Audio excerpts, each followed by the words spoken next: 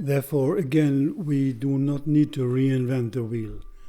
Everything universal or true, everything which has to do with the eternal continuum of life in the universe, whether gross or subtle, and everything which has to do with healing as well, is already there. We just need to remember as it was before. Since the beginning of the relation between plants and humans, we have tried to get into contact with the subtler energies governing plant life, be it through numerous techniques such as shamanistic, ritualistic, yogic, and other performances, be it through simply talking to plants, transmitting feelings such as gratitude, admiration, adoration, etc., or by singing to them, chanting to them, playing music for them, and many other systems. In an interesting experience mentioned in the famous book of Secret Life of Plants by Peter Tompkins and Christopher Bird, there is, quote, plants were exposed to music from Haydn, Beethoven, Brahms, Schubert, and they grew towards the sound. Plants not only grew away from heavy rock music, but also grew abnormally tall with excessive small leaves. Music of Bach and the sitar played by Ravi Shankar played to plants caused them to lean an unprecedented 35 degrees towards the Bach's music, and more than halfway in excess 60 degrees towards the Indian classical music. No wonder that also plants respond to all kinds of vibrations, sounds, electromagnetic fields, etc.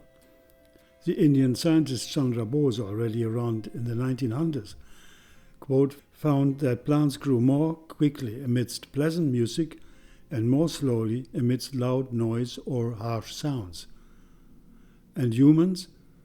Chandra Bose also claimed that plants can feel pain, understand affection, etc. Sound, even thoughts, feelings, attitudes, intentions can have a powerful influence on plants and their oils as well. Since over 30 years at Ayush GmbH in Germany, with their aromatherapy brand Oshadi, we play ancient Indian music such as Gandharva Veda, which resonates from loudspeakers in the ceiling of the warehouse at night, long and during the weekends, basing all products in harmonious vibrations for many hours. But is it really surprising that sound and subtle frequencies of any kind have an influence on plants and their oils? Everything in the universe, particularly living organisms and their emanations, are constantly emitting subtle vibrations, and are on their side exposed to energy fields which may have an enhancing or disturbing influence on them. Increasing energy, or on the contrary, increasing entropy or quantum field disorder may be the result.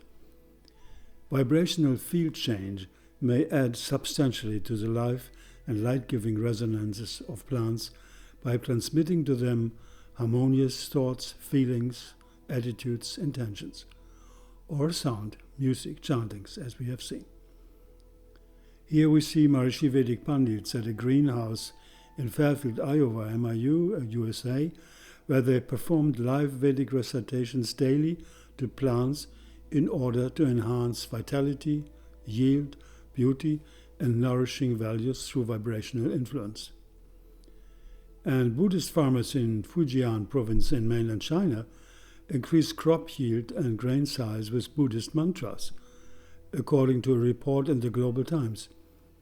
Faithful local Liangshan villagers installed 500 lotus-shaped loudspeakers to saturate the crops with empowering mantras.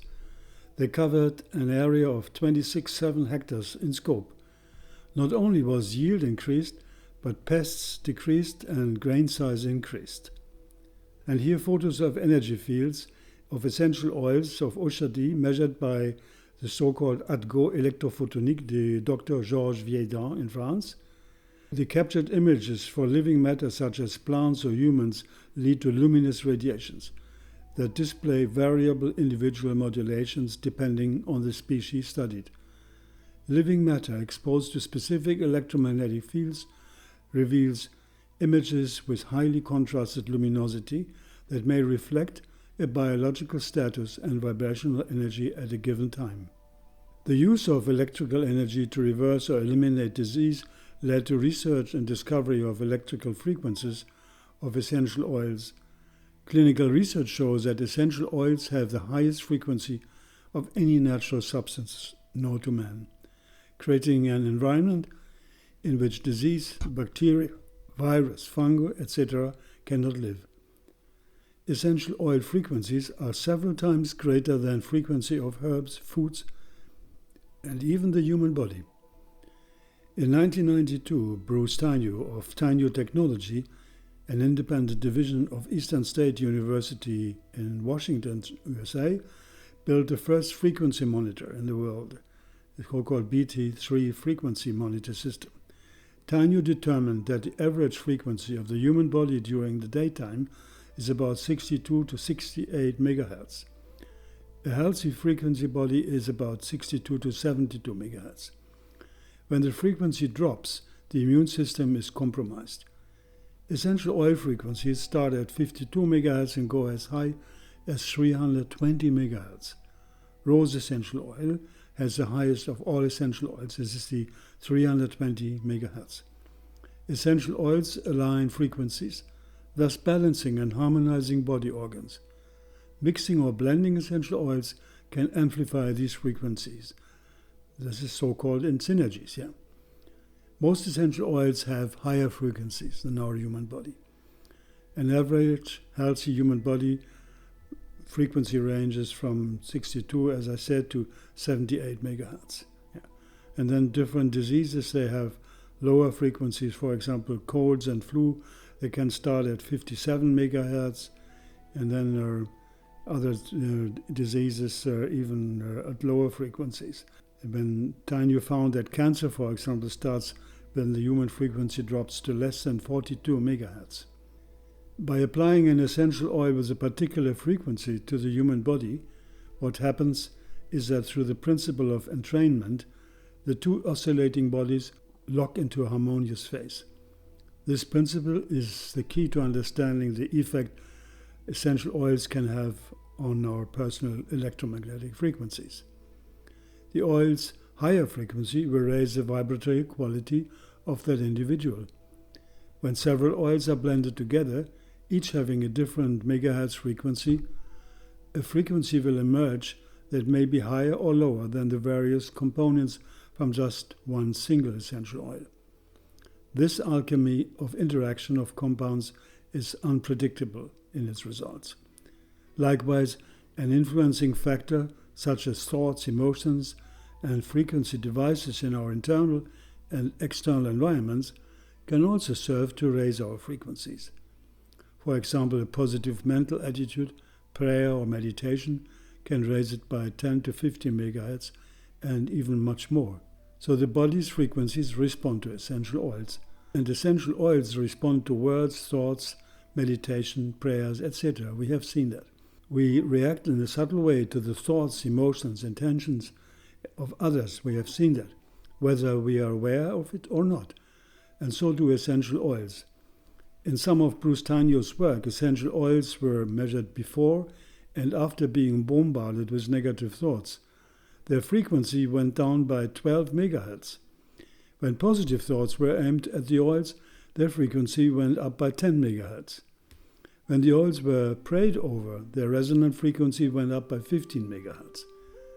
Oils amplify intent, and intent will move molecules of oils to where they can best serve to heal. This is why meditation, prayer, and anointing with essential oils work so well when combined together. And also interesting, a quote here, essential oils in the higher frequency ranges tend to influence the emotions. Essential oils in lower frequencies have more effect on structural and physical changes, including cells, hormones, and bones, as well as viruses, bacteria, and fungi. Essential oils don't resonate with the toxins in our body. This incompatibility is what helps eliminate the toxins from our system. Neither do they resonate with negative emotions. So they can help dislodge forgotten traumas by surfacing them in our consciousness where we can deal with them and let them go. End of quote. Research also shows, quote, essential oils are absorbed and go to work within seconds in the body. Layering the oils in application and the addition of heat produces faster penetration and results. Essential oils stay in a healthy body up to 8 hours. Essential oils provide a positive frequency to the body and contain oxygenating molecules which transport nutrients into the cells. End of quote. And a powerful way to get in contact with the high vibrational energy of essential oils is skin contact, of course, massage. A light auric massage involving aromatherapy means to connect with these powerful cosmic energies fully present in the essential oils. This means energizing the body, warming the heart via a gentle touch, and open the soul with the help of beautiful fragrant messengers of vegetal intelligence. We can imbibe within 2 minutes our skin and our energy field in and around us with the vibrant living molecules of light of essential oils, allowing them to penetrate our whole system, purifying, invigorating, protecting us in no time. This is what the ancient seers of India called the kavach, or the invisible armor, with which we can make ourselves invincible against any negative influence from outside or from inside. Aromatherapy, the gentle protective medicine of the new millennium, we can say. We know today, with the proof of science, substances of higher frequencies will destroy diseases or problems of lower frequencies. Research is revealing more and more that certain frequencies can prevent the development of a disease and other frequencies would destroy them even. Björn Nordenström, a radiologist of Stockholm in Sweden, who wrote Biological Closed Circuits, discovered in his book in the early 1980s that by putting an electrode inside a tumor and running a milliamp DC current through the electrode, he could dissolve the cancer tumor and stop its growth. He found that the human body had electropositive and electronegative energy fields. And cancer research scientist Professor Fritz Albert Popp from Marburg University in Germany stated that each living cell acts like a magnet with a negative and positive pole, creating and emitting laser-like so-called ultra-weak coherent light. Cancer, for example, so Professor Popp, is the result of a breakdown of a healthy cell-to-cell communication via biophotonic coherent light energy.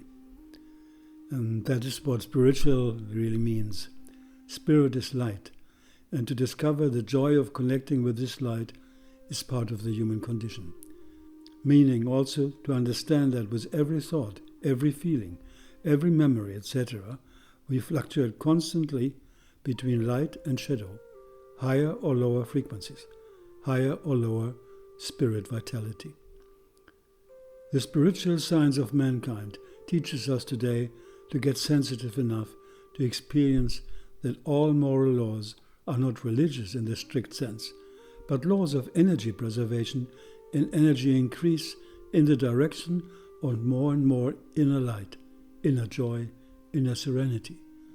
We are naturally going in the right direction when we experience at every moment how our thoughts and emotions constantly change our frequencies away or towards inner peace. And what a miracle to discover that essential oils can profoundly help us in that. So we can say we are just bodies of light woven into different frequencies. The dominant research of the human species will be to discover the underlying reality of life lying behind the pure matter fields, the body included. If our brain can produce light, maybe our consciousness and spirit, can we say our soul, are not restricted within our bodies. If light and vibration, or vibratory energy, are omnipresent as a phenomenon in the universe, when our own light is the proof that we are connected to everything around us, everybody near and far, everywhere where we put our attention, and also without our attention. Physicists speak of quantum entanglement.